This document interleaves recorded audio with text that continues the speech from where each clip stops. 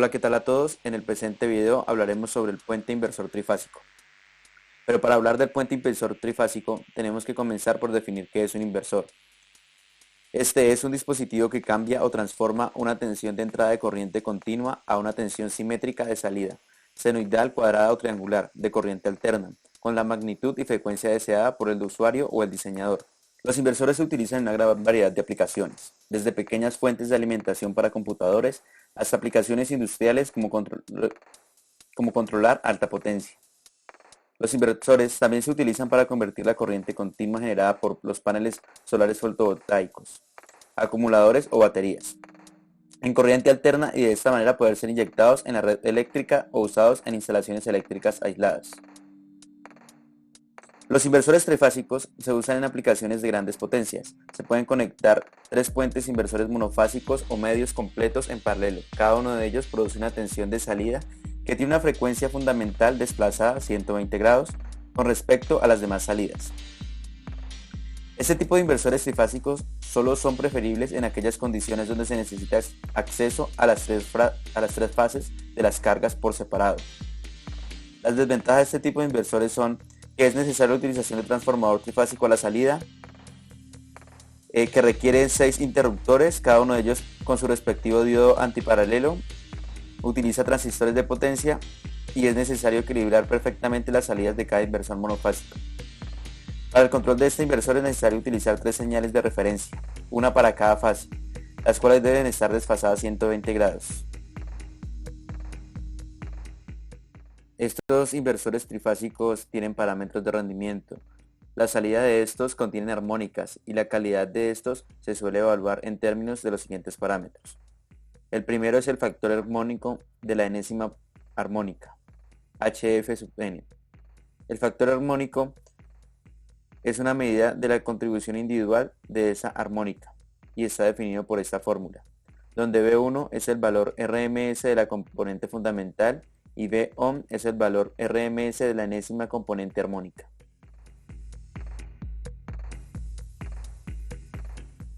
El siguiente factor es el THD o la distorsión armónica total, que es una medida de la coincidencia de formas entre una onda y su componente fundamental. Esta está definida por la fórmula que se muestra aquí. El DF o factor de distorsión. La distorsión armónica total expresa el contenido total de armónicas, pero no indica el nivel de cada componente armónico. Si se usa un filtro de la salida de los inversores, las armónicas de orden mayor se atenúan con más eficiencia. Por consiguiente, es importante conocer tanto la frecuencia como la magnitud de cada armónica. El factor de distorsión indica la cantidad de distorsión armónica que queda en determinada forma de onda después de someter los armónicos de esta onda a una atenuación de segundo orden, es decir, dividirlas entre n al cuadrado. Así el factor de distorsión es una medida de la eficiencia de regulación de las armónicas no deseadas, sin tener que especificar los valores de un filtro de carga de segundo orden y se define como se muestra a continuación. Finalmente, el último parámetro que encontramos es la armónica de orden más bajo, LOH, que es aquel componente armónico cuya frecuencia se acerca más a la de la fundamental y su amplitud es mayor o igual al 3% de la componente fundamental. Para entender mejor el concepto del inversor trifásico, realizaremos un ejemplo del libro de electrónica de potencia de Rashid.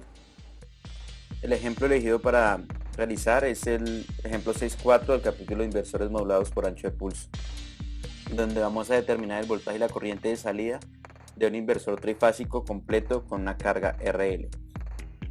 El ejercicio nos dice que el inversor trifásico de la figura tiene una carga conectada en estrella con una resistencia de 5 ohmios y una inductancia de 23 milihenrios, donde la frecuencia del inversor es de 60 Hz y el voltaje de entrada DS es de 220 voltios. A partir de esto nos pide expresar el voltaje instantáneo entre líneas y la corriente instantánea de línea en forma de serie de Fourier, el voltaje RMS de línea, el voltaje RMS de fase, el voltaje RMS de línea en la frecuencia fundamental, el voltaje RMS de fase en la frecuencia fundamental, el factor de distorsión total, el factor de distorsión, la potencia de carga la corriente promedio por el transistor y la corriente RMS que pasó del transistor. Bueno, lo primero que hacemos es sacar los valores que nos está brindando el ejercicio, donde tenemos que el BS es de 220 voltios, una resistencia de 5 ohmios, una inductancia de 23 milihenrios, una frecuencia de 60 Hz y una frecuencia angular que calculamos, la cual nos da de 377 radianes sobre segundo. Lo primero que nos pide el ejercicio es expresar el voltaje instantáneo entre líneas y la corriente instantánea de líneas. Para esto pues tenemos que aplicar la siguiente ecuación para el caso del voltaje, con la cual tras aplicarla obtenemos esta serie, como nos pide en el ejercicio, que toca darlo en series, y de igual manera aplicamos la respectiva fórmula para calcular la corriente y obtenemos la siguiente serie que representa la corriente instantánea entre las líneas. Lo siguiente que nos pide el ejercicio es encontrar el voltaje RMS de línea, para el cual aplicamos la siguiente fórmula, a lo cual llegamos que es igual a 0,8165 por el BS, que ya nos lo dio el ejercicio, el cual sabemos que es 220 voltios, y reemplazamos, obtenemos un voltaje RMS de línea de 179.63 voltios. Ahora calculamos el valor RMS de los voltajes de línea neutro.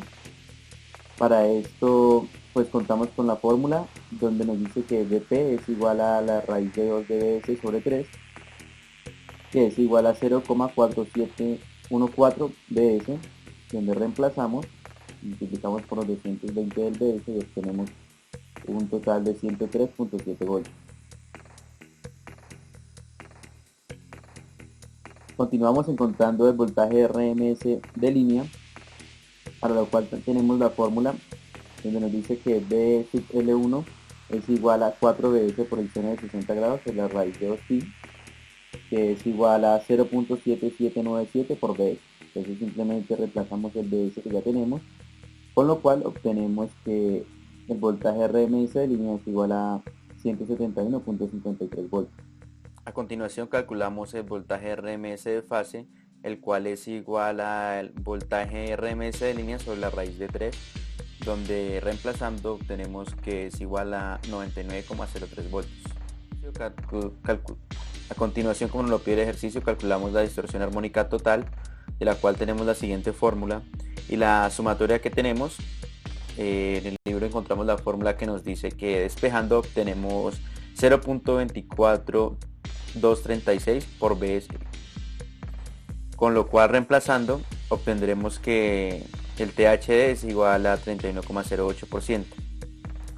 Para el cálculo de la distorsión necesitamos el voltaje armónico de línea, con el cual aplicamos la siguiente fórmula y encontramos que es igual a 0,0941 por Bs. Como dije, en la parte del factor de distorsión necesitamos de este valor, que va multiplicado por 1 sobre B01, obteniendo el factor de distorsión del 1,211%. Ahora hacemos el cálculo de potencia para estos casos de carga conectada en estrella. Corriente de línea, corriente de fase es igual, y obtenemos este valor de 9,91 amperios y lo reemplazamos en nuestra fórmula de potencia, donde obtenemos una potencia total de 1473 vatios. Para la corriente promedio de alimentación tenemos que IS es igual a la potencia sobre los 220 voltios, y reemplazando obtenemos un valor de 6.7 amperios. Y la promedio del transistor es igual a este valor sobre 3, con lo cual obtenemos una corriente promedio de 2.23 amperios. Finalmente, calculamos el valor de RMS de la corriente, la cual es IL sobre la raíz de 3, obteniendo los 9,91 sobre raíz de 3, donde obtenemos 5,72 amperios. Esos serían todos los cálculos que nos estaban pidiendo en el ejercicio sobre este inversor trifásico con una carga RL. Finalmente, realizados los cálculos teóricos, procedemos a realizar la simulación en el software Let Spice.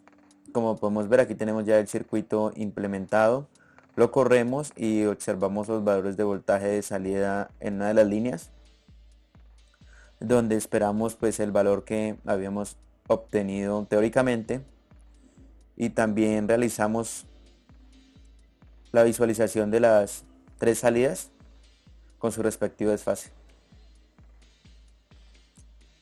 Eso es todo por el video de hoy. Espero les haya gustado. No olviden dejar su like.